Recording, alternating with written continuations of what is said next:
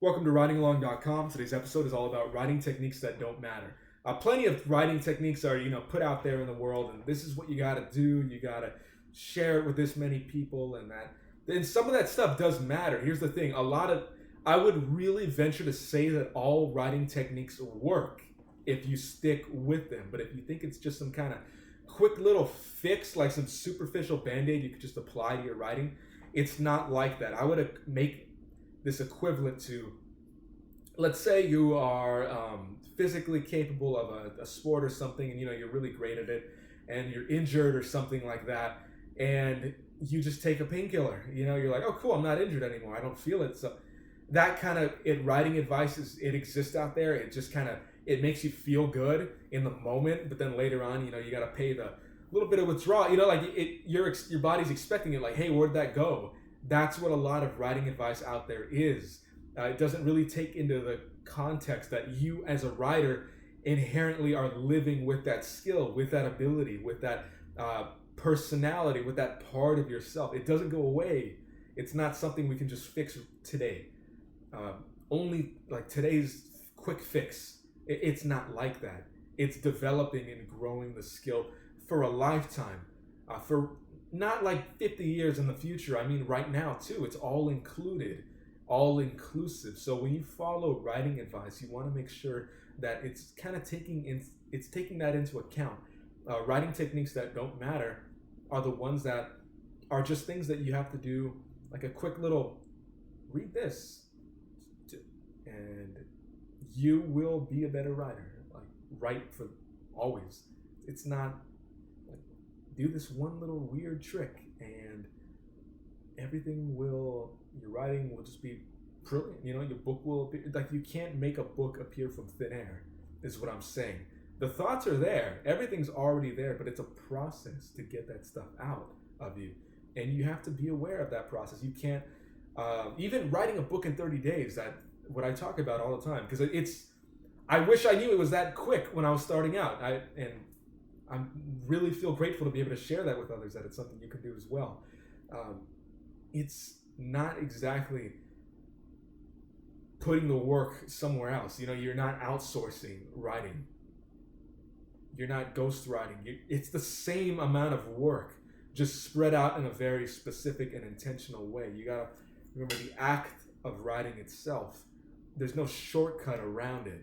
I guess that's what I'm getting at too. As a writer, there are no shortcuts. And you should be grateful for that, because that means there's nothing there's no traps you can get really stuck in that will hurt you, really. It's like, if you try to follow a writing technique that purports to be this thing that's all you have to do, and it's not, you can't stick with it if you wanted to, because you yourself as a person, you're full of depth, you're full of imagination, you're full of these ideas, this great large understanding of things. There's a lot to you. You're deep, like, you got a lot going on in you. And if you have a superficial writing technique you're just trying to slap on what you do, and it's not going to align with you. Those two things aren't going to go together. You might not even recognize it. You're just going to find that it doesn't work. And it's really annoying as a beginning writer when you just want to be able to do it. You just want to feel comfortable writing. You want to feel confident at it, but it's just impossible, it feels like, because you're reading a lot of superficial writing tips. A lot of stuff out there is just written, it's made, it's mass produced, in terms of just, you got this gigantic team just funneling stuff out there, and there's no one really sharing what they feel or what they actually think about writing. A lot of these people talking about writing they're not writers themselves, which is horrible. It's why I want to make this. You think there's not a conflict.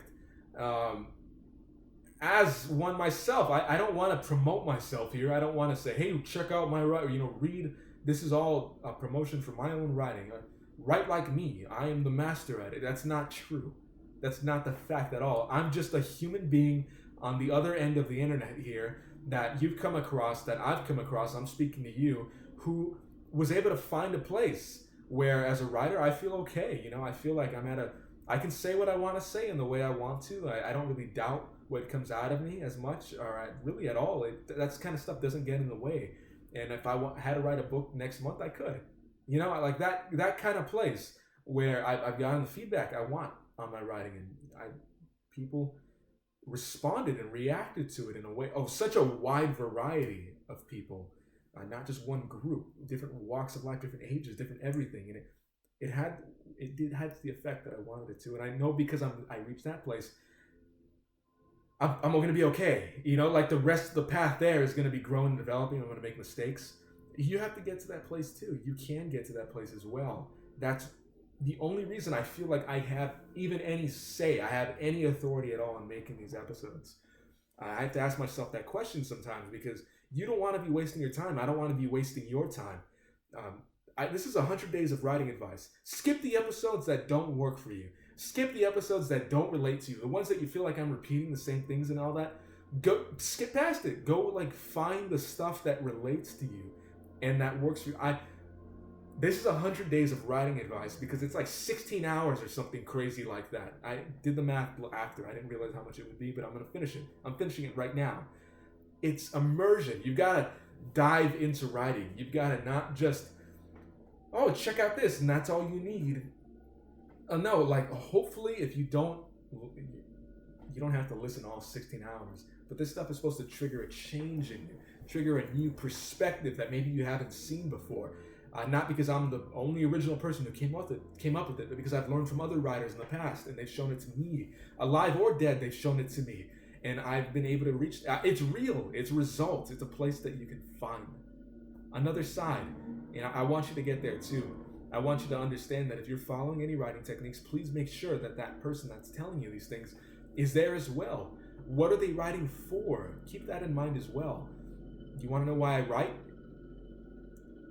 You don't need to know. Why do you write? I want to know why you write and why you're going to be writing. If the reasons that we are aligned, I don't have to expressly state them. There's a reason you're still listening, because this is something different from everything out there right now.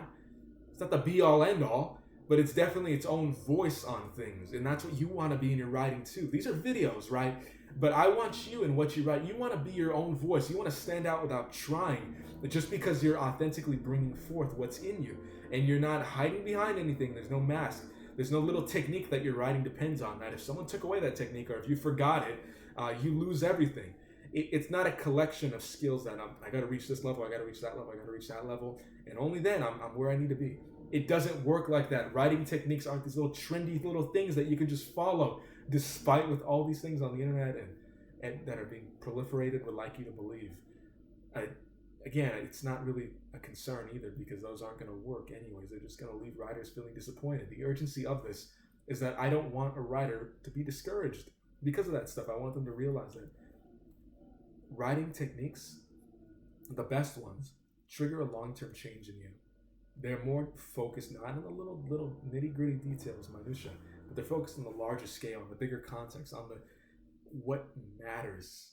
And what matters is you, yourself, not the person teaching you exactly. And as a whole, like it's not about how much I know. It's about what I can do for you, yourself, the one listening on the other end here. Find techniques.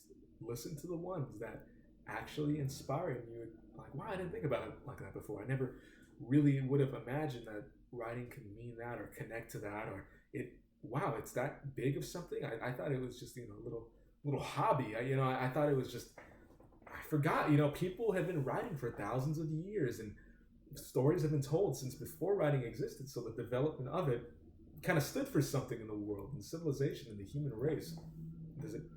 If there's another species, do they write too? Could they write? Do they think about it?